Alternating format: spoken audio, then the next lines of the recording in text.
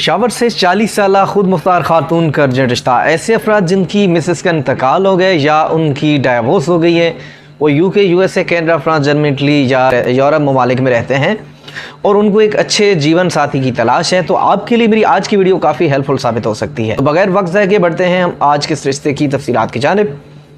उम्र की बात करें तो 40 साल इनकी उम्र है और ये बेसिकली पेशावर से बिलोंग करते हैं। कास्ट की बात करें तो आवान इनकी कास्ट है और ये डाइवोर्स हैं। बच्चे वगैरह इनके नहीं हैं, माशाल्लाह से काफ़ी गोरा कलर है, फेयर कम्प्लेक्शन है।